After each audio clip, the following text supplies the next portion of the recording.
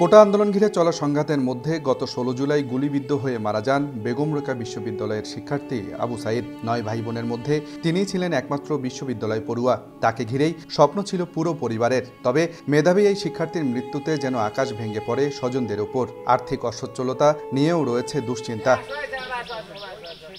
এমন প্রেক্ষাপটে সার্বিক বিষয় নিয়ে কথা বলতে রোববার প্রধানমন্ত্রী শেখ হাসিনার সঙ্গে দেখা করবেন সাইদের স্বজনরা। শনিবার সকালে রংপুরের পীরগঞ্জ থেকে ঢাকার উদ্দেশ্যে রওনা হয়েছেন বাবা মা ও ভাই।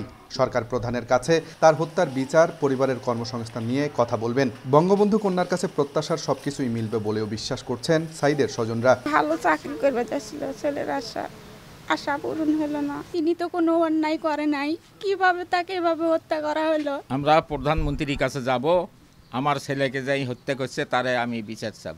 স্থানীয়দেরও প্রত্যাশা, অসহায় পরিবারের দায়িত্ব নেবেন প্রধানমন্ত্রী।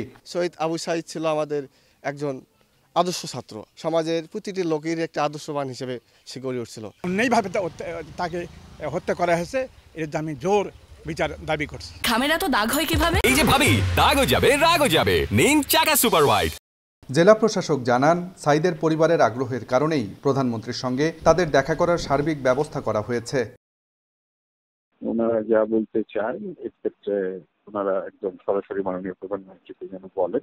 ভালো একটা সুবিধা আছে যে মাননীয় প্রধানমন্ত্রী তো ফেরগঞ্জের আন্তরিকভাবে বলার সুযোগ আছে। ওনারা কিছু দাবি দাওয়া করতে চেয়েছেন, একটাই কথাই বলেছেন যে আপনাদের মনের কথা আপনারা বলবেন।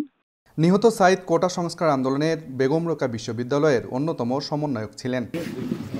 এদিকে সাইদের পরিবারকে আর্থিক সহায়তা দিয়েছেন বিশ্ববিদ্যালয় প্রশাসন। শুক্রবার সকালে 7.5 লাখ টাকার একটি চেক দেওয়ার পাশাপাশি ভবিষ্যতেও পাশে থাকার আশ্বাস দেওয়া হয়। আব্দুর রশিদ জীবন, সময় সংবাদ, রংপুর।